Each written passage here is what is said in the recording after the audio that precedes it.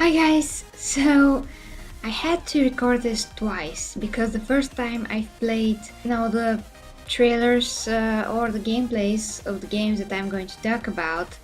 I'm going to do the same now, but the problem was that the volume of all the trailers was very low, but apparently wasn't enough because it was 10 times as loud in the recording. So basically it was blah blah blah blah blah, and you can't hear anything that I'm saying, or at least half of what I'm saying. So now we're going to do things differently, and that is why I switched clothes and everything. So guys, let's start with this countdown. I have a bit of a rant first, so let's roll that, and then the top 10 itself. Hi guys, and welcome to Getty Gaming, and to this top 10 of the top 10 E3 games, for me at least, for 2017.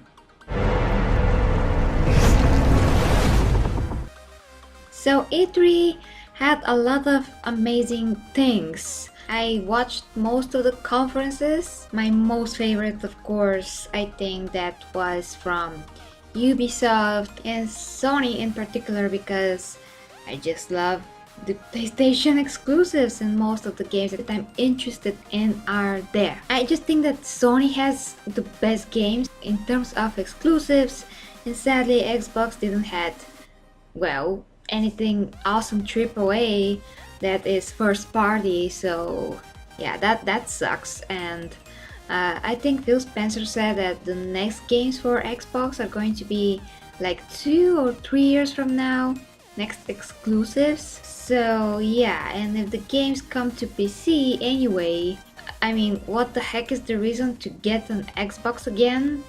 I have no idea, especially for somebody that is PC as well as console like me. So for me, PlayStation just makes more sense, no matter if it's less powerful, which now it is. Although I do love if my console is the most powerful, if the games are not there, like in the case of Xbox, I mean, it's useless. It's completely useless, and I'm pretty satisfied with my PS4. I don't need to get PS4 Pro because I don't intend to buy a 4K TV anytime soon.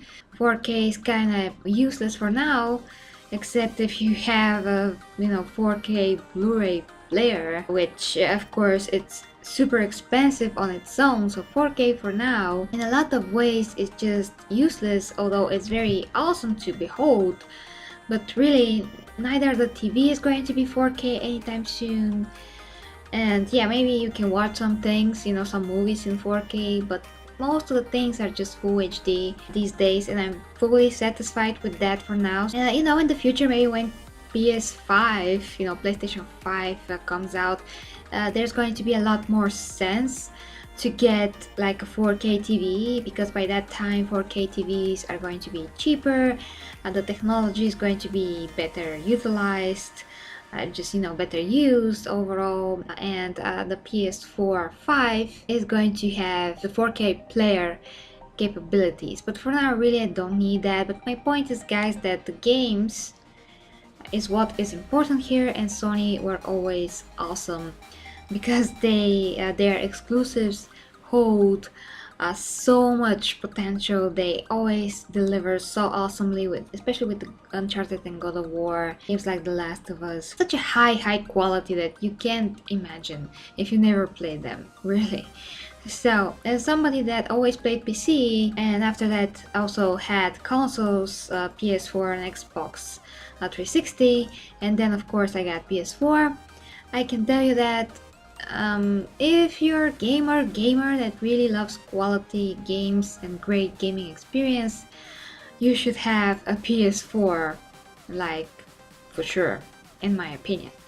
So PC is awesome for what it is, absolutely, but there are some games that are a lot better to play on PS4, and there are some games that have such a high quality as Uncharted series and God of War that you just can't get that kind of a game on PC. Not in the same quality, not in the same way of storytelling, not anything like that. It's just so high quality, guys. But now, sorry for that rant. I just want to say overall my impressions of E3. Ubisoft great conference overall. I mean, I know that there were so many funny, cringy moments in the whole E3, and that's besides the point. The crew, they showed the crew 2. I haven't even finished the crew 1. The ways of getting cars is just very annoying. It just, I don't know, guys. I mean, I was really into that game, but I kind of felt that I'm not getting the opportunity to get stuff, so to speak. So I just left that, at least for now. The new Far Cry looks great, and yeah, happy about it. About this year's E3, but the games that I put here in my top 10 are the games that I really want to get and that are most important to me. For instance, Detroit Being Human, that is not a game that usually will interest me if there's not enough of a gameplay and it's more of watching cutscenes kind of a thing like Beyond Two Souls.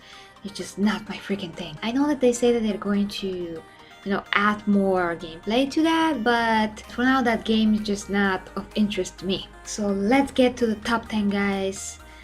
Let's start. Number 10. As you can see, Destiny is number 10. I had a hard time building the top 10. I wanted to get 1 or 2 more games in, but it's not really possible. And the level of excitement that I have for this game is not that much because I haven't even finished Destiny 1 just because I ran into a mission that was kind of annoying. I was dying although I was killing who I was supposed to be killing, and I'm like, what is happening here? But anyways, I never continued that. I have to try it, but now I'm more excited because I do think that they took a lot of cues from what fans said that they wanted to see in the new game, and also is going to come out for PC. So that is a huge advancement considering that I'm a lot better with the mouse and keyboard when FPS games are concerned. So I'm very excited in that regard about Destiny 2, and the game and the world has a lot of potential. Graphic wise, it's one of the best looking games, or at least it was on the PS4, so it's interesting to see it, guys. Number 9. Game Middle Earth Shadow of Mordor. So the previous game was very awesome for me. I really liked it. Yeah, so this seems like, well, the first game, just, more broad, more advanced. The characters, the orcs have more to say. So they have more character to them. Also, every player probably is going to experience the game a bit differently depending on how you play and what decisions you're making. With the orcs that you remove from power, that you put in power as well. But gameplay wise, this is one of the best fighting games action wise that I ever played. So yeah, I mean, I had such a fun time with it. I loved it so much that I even put the main character on a mug. So that is very telling, guys, in my book. Middle-earth Shadow of Mordor had to be here because it's supposed to be one of the most entertaining and best value for the buck kind of a game. Number 8. Marvel vs. Capcom, guys. I'm very excited about this because I also played the demo, and what you see right here is my own gameplay of the demo, and I'm preparing a video talking about this as well. And what do I think about the demo? So basically, I do expect this game. I love superheroes. I'm not so familiar with the Capcom heroes, but as a gameplay, it looks really fun as a story as well. There are some things that I want to touch upon, but that's going to be in my demo review, so to speak, so expect that. And yeah, but it's one of those games that I think that I'm really going to enjoy and have fun with. I need a fighting game, and I really need to get my hands on Justice, but for now I'm just keeping my fingers crossed that that's going to happen soon. I've played the previous Marvel vs. Capcom and it was great, so yeah. Number 7. Well, this is Anthem, guys, and I do put this above Destiny because I do think that this is going to be a lot more advanced of a game. I don't know how it's going to be in the new Destiny, but if you remember in the previous Destiny, You can run into a lot of invisible walls. It's not an open world at all. It just presents this illusion of open areas, but in fact they're pretty small, and you oftentimes fall from something and you immediately die, and it's just immersion breaking, at least for me. You're seeing this broad world, and some of the maps, I mean not all maps, some maps are bigger in Destiny, but you know what I'm talking about. But here is a lot more advanced gameplay wise. You're going to be playing first person when you're looking around the city and such things. When you're not in the suit, that is. But when you're in the suit, you're going to play in third person, which for me is very exciting because I personally always want to see a suit that I'm in. Like, for example, in Crisis, you have this awesome suit, but you never freaking see it. You only see your arms and your legs, just because the game is in first person, and for me this is very annoying. I mean, I love to play in first person, but I really prefer to play in third person, especially when you get to see how your character is looking like, and for me that's very, very important. So I really like this perspective of being in first and third person, although for me third person is better. Just feel more the character when I looking at them from the back and moving them, just feel more like the character for some reason rather than in first person. The fighting mechanics look great, the graphics look breathtaking, and this is by BioWare. I mean, they know what they're doing at least half of the time, so hopefully, keeping my fingers crossed that this is going to be a very solid game. Number 6. Okay guys, so we have something very special here, Beyond Good and Evil. I'm not sure when this game is going to come out, but I did see a gameplay from the developer directly from his software, and he showed how you literally are going to be moving through the city like here in the cinematic trailer. You're going to be able to get on your starship, you're going to be able to drive the starship through the planet. Yes, it's a whole freaking planet somehow. Of course, not in real scale, but they did what they could to make it as big as possible, I think. And they've been developing this technology for a lot of years, as they said. You'll be able to go out of the planet and reach the other planet, I think. I'm not sure if you can get inside the planet, but you definitely can go out of space directly when you get onto your ship. So there's a huge scale to this game with an amazing graphics, probably amazing story. So I'm very excited about it. This is going to be next level advanced game, and yeah, it deserves to be here. The only concern is that it's by Ubisoft, which means a lot of budget, a lot of awesome things, and at the same time somewhere along the line something is very, very screwed up. But hopefully that is not the case this time. Ubisoft has a lot of studios, some of them do super great jobs, some of them do not do such a great job. This looks like a very superb next level game. Beyond Good and Evil from E3 is right here, and I'm just very curious to see the game in action closely. Number 5.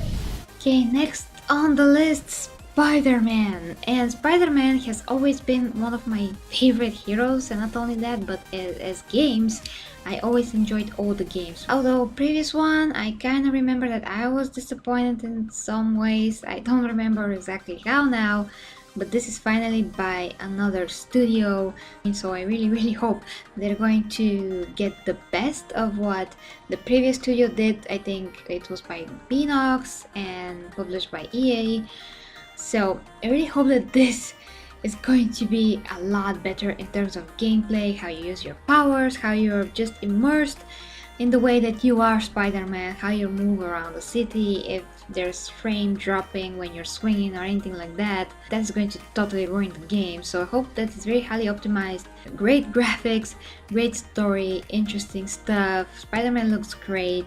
So this is pretty much like a movie. I very much enjoyed everything that I saw from this gameplay demo on E3, and also the quick time events, for me at least, are something that is necessary here in a matter of speaking, because they really want to present this very cinematic experience, but at the same time you are in control. So when you enter a cutscene, you are really in control in the same time, and immediately you are transferred to the core gameplay again.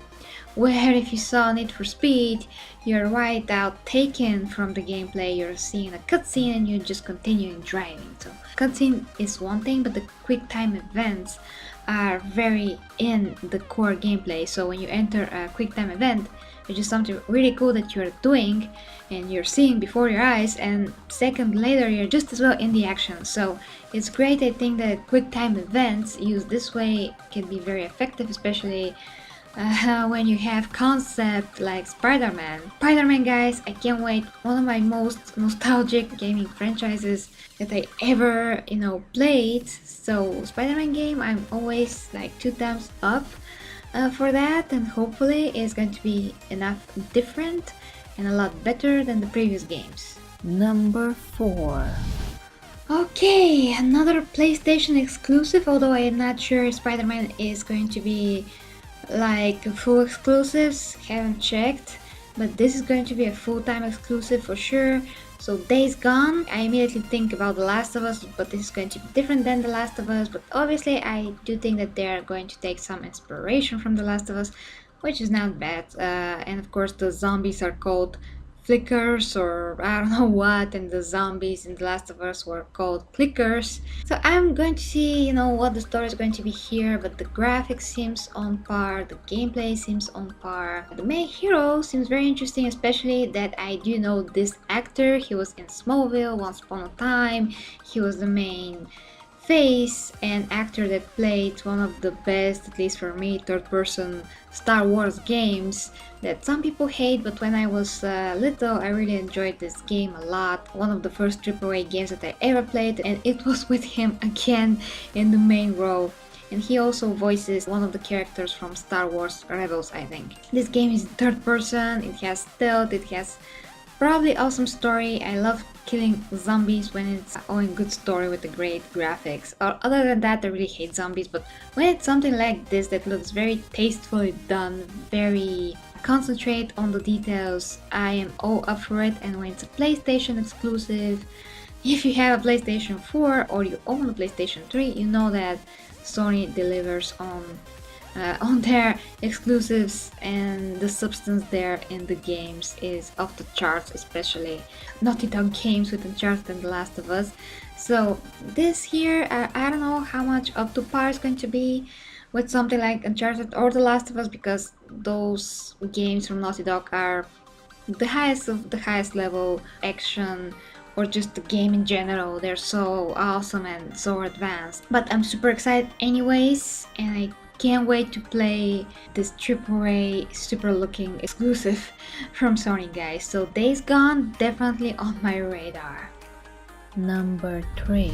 Okay guys, so if you're not new to my channel, you know that my favorite, that one of my favorite game franchises of all freaking time is Assassin's Creed, although the games do have some shortcomings like any other games, but they are sometimes hit or miss. But guys, I'm waiting for this for at least 2 years, because I did have a friend that told me 2 years ago that his friend works at Ubisoft Bulgaria, and he told him that the next Assassin's Creed game is going to be in Egypt, and he was freaking correct.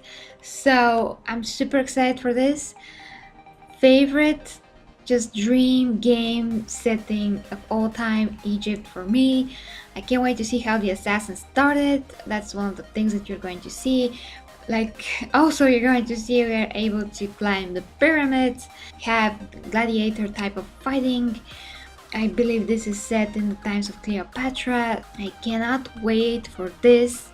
I just can't. Maybe this is one of the earliest games that are going to come, closer. So I'm definitely getting this. It's a must-have, 110%, guys. Hopefully it delivers. It's by the studio that made Assassin's Creed Black Flag, which is one of the best games in the franchise. So guys, I'm super excited for this. And yeah, I just can't freaking wait. I just want to see more gameplay of it. I'm so stoked for Egypt setting and assassins in Egypt. Two of my favorite things. Assassins in Egypt and Egypt in assassins. You know what I mean. Number 2. Okay, and we are getting now to the other meat of things, so to speak. We're getting to the top 2. So Uncharted The Lost Legacy has become more than a DLC, has become a full game. As I understood, it's going to be at the length of Uncharted 1, which is still amazing game, and it's not a short game at all. So hopefully, I'm keeping my fingers crossed that this is going to be as long as possible. And it looks freaking amazing, although it's like a extension of Uncharted 4 and it's its own game. It does have the same mechanics of Uncharted 4, of course different maps, as you can see, amazing freaking graphics. Chloe which is the main character here, has been with the franchise since the very beginning. She's really great. I really feel that she has a lot of spunk and character to her, so I can't wait to see how she's going to be in a story of her own. And Nadine is from Uncharted 4. She was the bad girl, but maybe she has more to her as well. I mean, she was very cool. She was able to kick Nathan Drake's ass, so she's very badass. It's very interesting by what I saw from the gameplays and the trailers that they both are going to have a very interesting relationship between themselves, so I'm super excited about that. And obviously the world looks breathtaking, and I already know that the third-person game mechanics are superb, one of the best that I've ever played, but I expect nothing less from Naughty Dog, my favorite studio. Just my favorite studio of all time. They do not have a bad game or a mediocre game or even an average game. Each and every one of their games, even Uncharted 1, which is their first try of a AAA game with that scale, is still amazing game. And let's not talk about Uncharted 2, masterpiece. Uncharted 3 for me, a masterpiece. Uncharted 4, a freaking masterpiece. The Last of Us, a freaking masterpiece. So I'm getting this. I don't know how much money I'm going to have, but I have to get this. It's must have, guys. So number 2, Uncharted The Lost Legacy. So guys, that is it, number 2. And now let's see who the heck got number 1, since this is number 2. Number 1. And number freaking 1, God of War. Okay guys, so the only reason that God of War is number 1 is because I think that this is going to be lengthier game than Uncharted The Lost Legacy, and also because it totally reinvents the franchise and the God of War character and creates a more broader world with the full-blown third-person gameplay that I always wanted with the God of War franchise. And of course God of War is also one of my favorite gaming franchises ever. The first games, I mean, every game is a classic, only Ascension was lacking a bit in my opinion, but this game always needed full-blown third-person gameplay so you can really enjoy how the character looks from up close. The story is very interesting, how he survived from what happened in the previous games, how he's alive, why is he here, everything. It has so many questions to answer, and what I'm seeing from the gameplay, it looks that it has depth, it looks that it has a very awesome story, and it's so badass. It's so beautiful and so badass. I just can't imagine how many years they worked on this. So once again, Sony has given us a reason after a reason to have a PS4, and I for one am very happy for that.